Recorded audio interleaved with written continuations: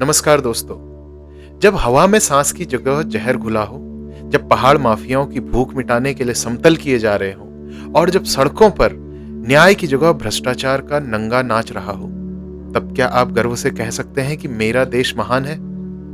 याद रखिए, देश केवल तिरंगा लहराने या जयकारे लगाने से नहीं बनता, क्योंकि देश कागज पर खिंची हुई सीमाओं का नहीं, बल्कि उन सीमाओं के भीतर जी रहे जीवन का नाम होता है।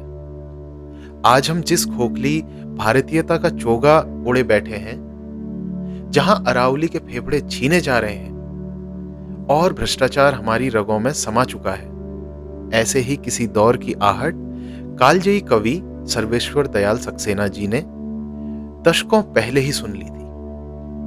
उन्होंने हमें बहुत पहले ही सचेत किया था कि यदि देश का नागरिक अपनी गरिमा खो चुका है, तो वह मानचित्र महज एक कागज का टुकड़ा है। आज उनके शब्द हमारी व्यवस्था के मुंह पर एक कड़वा सच बनकर तमतमा रहे हैं। तो आइए खुद को देशभक्ति के झूठे मुखौटे से आजाद कर आज की जर्जर हकीकत के आईने में इस कविता का पाठ करते हैं। चलिए शुरू करते हैं सर्वेश्वर दयाल सक्सेना जी की उस कालजयी कविता को, जिसका शीर्षक है देश कागज पर बना नक्शा नहीं होता। कवि लिखते हैं, यदि तुम्हारे घर के एक कमरे में आग लगी हो, तो क्या तुम दूसरे कमरे में सो सकते हो? यदि तुम्हारे घर के एक कमरे में लाशें सड़ रही हों, तो क्या तुम दूसरे कमरे में प्रार्थना कर सकते हो? यदि हां, तो मुझे तुमसे कुछ नहीं कहना है।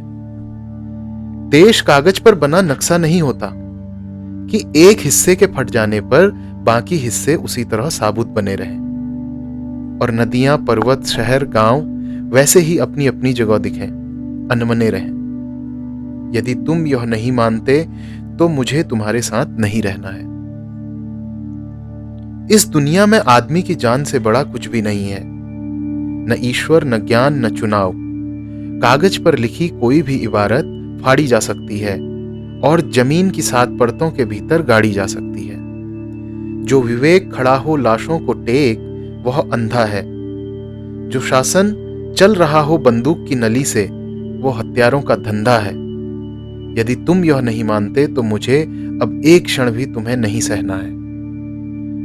याद रखो, एक बच्चे की हत्या, एक औरत की मौत, एक आदमी का गोलियों से चिथड़ा तन किसी शासन का नहीं, संपूर्ण राष्ट्र का है पतन। ऐसा खून बहकर धरती पर जज्ब नहीं होता, आकाश में फहराते झंडों को काला करता है। जिस धरती पर फौजी बूटों के निशान हों और उन पर लाशें गिर रही हों, वह धरती यदि तुम्हारे खून में आग बनकर नहीं दौड़ती, तो समझ लो तुम बंजर हो गए हो। तुम्हें यहां सांस लेने तक का नहीं है अधिकार। तुम्हारे लिए नहीं रहा अब यह संसार। आखिरी बात बिल्कुल साफ, किसी हत्यारे को कभी मत करो माफ, चाहे हो वह तुम्हारा यार, धर्म का ठेकेदार, चाहे लोकतंत्र का स्वनामधन्य पहरेदार। तो यह कविता कुछ आज के परिप्रेक्ष्य में ही लिखी हुई मालूम पड़ती है। जिस तरीके से हमारे देश में के कई हिस्सों को अगर हम देखें, तो किस तरीके से वो खोखले होते जा रहे हैं, लेकिन देश के दूसरे स्थान पर रहने वाले लोगों को उन सब चीजों से कोई फर्क नहीं पड़ रहा है। बात करें अगर अरावली की, दिल्ली के प्रदूषण की, जो दिल्ली के अंदर बैठा इंसान है वो तो खामोश है ही, साथ ही साथ आसपास के इलाकों के लोग जहां पे ऐसी कोई समस्या नहीं है, वो भी इस तरीके की समस्या को दरकिनार कर रहे हैं। अगर जब तक हमारे अंदर पूरे देश के लिए एक भाव नहीं जागेगा, देश में होने वाली किसी भी समस्या को अगर हम अपनी समस्या नहीं समझेंगे, तो इस तरीके से हम अपने देश का विकास नहीं कर सकते हैं। तो सर्वेश्वर दयाल सक्सेना जी की इन कविताओं से आशा करता हूं कि हम सभी का जेहन जागेगा, हम भी अपने देश के बारे में सकारात्मक होकर के सोचेंगे और देश की समस्या को अपनी समस्या मानकर उसके समाधान के लिए जरूर कार्य करेंगे। इन्हीं पंक्तियों के साथ आशा करता हूं आपको यह वीडियो पसंद आई होगी।